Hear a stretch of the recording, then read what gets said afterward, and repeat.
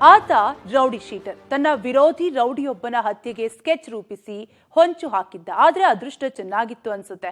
ಆತ ಎಸ್ಕೇಪ್ ಆಗಿದ್ದ. ಆದ್ರೆ ಪ್ರಕರಣದಿಂದ ಖಾಕಿ ಪಡೆ ಎಚ್ಚೆತ್ತುಕೊಂಡಿದ್ದು ರೌಡಿ ಕಾಲಿಗೆ ಗುಂಡು ಹೊಡೆದು ವಶಕ್ಕೆ ಪಡೆದಿದ್ದಾರೆ. ಜಿಗಣಿ ಪೊಲೀಸರಿಂದ ಭರ್ಜರಿ ಕಾರ್ಯಾಚರಣೆ. ಹೀಗೆ ಕಾಲಿಗೆ ಬಟ್ಟೆ ಕಟ್ಟಿಕೊಂಡು ಆಸ್ಪತ್ರೆಯಲ್ಲಿರುವ ಈತನೇ rowdy sheeter Lokesh alias Loki. Bengaluru ಹೊರವಲಯದ ಜಿಗಣಿ ಪೊಲೀಸ್ ಠಾಣೆಯ ಇನ್ಸ್ಪೆಕ್ಟರ್ ಮಂಜುನಾಥ್ ಕೊಟ್ಟ ಬುಲೆಟ್ ರುಚಿ ಕಾಲಿಗೆ ಬಿದ್ದು ಈಗ ಬೆಡ್ ಮೇಲೆ ಮಲಗಿದ್ದಾನೆ. ಹೌದು, ಕಳೆದ ತಿಂಗಳ 18ನೇ ತಾರೀಕು ಜಿಗಣಿ ಪೊಲೀಸ್ ಠಾಣೆ ಸಮೀಪದ ಮಾದಪಟ್ಟಣ ಬಳಿ rowdy sheeter Manoj alias Manu ಹಾಗೂ ಆತನ ಗ್ಯಾಂಗ್ ಇನೋವಾ ಕಾರಿನಲ್ಲಿ ಬಂದಿದ್ದ ಗ್ಯಾಂಗ್ ಮೇಲೆ ಅಟ್ಯಾಕ್ ಮಾಡಿದ್ರು. ತಂಗಿಯ ಮದುವೆ ಇನ್ವಿಟೇಷನ್ ಕೊಡಲು ಹೋಗಿ ಬೆಂಗಳೂರಿನಿಂದ ವಾಪಸ್ ಆಗ್ತಿದ್ದ ವೇಳೆ ಹಿಂಬದಿಯಿಂದ ಬಂದ ಸ್ಕಾರ್ಪಿಯೋ ಕಾರ್ ಮತ್ತೊಂದು ಕಾರಿಗೆ ಡಿಕ್ಕಿ ಹೊಡೆದು ಕೊಲೆಗೆ ಯತ್ನಿಸಿದ್ರು. ಕೂದಲೆಳೆ ಅಂತರದಲ್ಲಿ ಕಾರಿನಲ್ಲಿದ್ದವರು ಪ್ರಾಣಾಪಾಯದಿಂದ ಪಾರಾಗಿದ್ರು.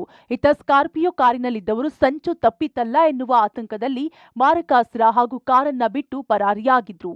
ಇನ್ನು ಘಟನೆಯ ಬಳಿಕ ಅಲರ್ಟ್ ಆಗಿದ್ದ ಜಿಗಣಿ ಪೊಲೀಸ್ ಠಾಣೆಯ ಇನ್ಸ್ಪೆಕ್ಟರ್ ಮಂಜುನಾಥ್ ಹಾಗೂ ತಂಡ ಇನೋವಾ ಕಾರಿನಲ್ಲಿ ಇದ್ದು ಪರಾರಿಯಾಗಿದ್ದ ಮನೋಜ್ ಕೊಲೆಗೆ ಯತ್ನ ಮಾಡಿದ ಗ್ಯಾಂಗ್ ಯಾವುದು ಎನ್ನುವುದನ್ನ ಪತ್ತೆ ಮಾಡಲು ಮುಂದಾಗಿದ್ರು.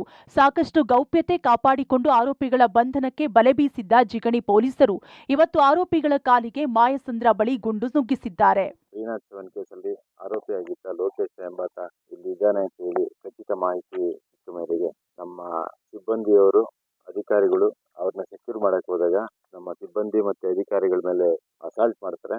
ಆ ತಕ್ಷಣ ನಮ್ಮವರು ಅವ್ರನ್ನ ವಶಕ್ಕೆ ಪಡೆಯೋಕ್ಕೋಸ್ಕರ ಅವ್ರ ಮೊಣಕಾಲಿಗೆ ಗುಂಡು ಹಾರಿಸಿ ಅವ್ರನ್ನ ಹಿಡಿದು ಈಗ ಮುಂದಿನ ಕಾನೂನು ಕ್ರಮಕ್ಕೆ ಒಳಪಡಿಸ್ತಾ ಇದ್ದೀವಿ. ಇವ್ರ ಮೇಲೆ ಒಂದು 302, 307 ಆ ತರ ಒಂದು 4-5 ಪ್ರಕರಣ ಇದೆ. ಏನೇ ಇರಲಿ, ಇತ್ತೀಚಿನ ದಿನಗಳಲ್ಲಿ ಆನೇಕಲ್ ಭಾಗದಲ್ಲಿ ರೌಡಿಗಳ ಅಟ್ಟಹಾಸ ಹೆಚ್ಚುತ್ತಿದ್ದು ಪೊಲೀಸರು ಕೇವಲ ಕಾಲಿಗೆ ಗುಂಡೇಟು ಹೊಡೆಯುತ್ತಾ ಹೋದ್ರೆ ಇನ್ನೊಂದಷ್ಟು ರೌಡಿಗಳು ಆಕ್ಟಿವ್ ಆಗುತ್ತಲೇ ಇದ್ದಾರೆ.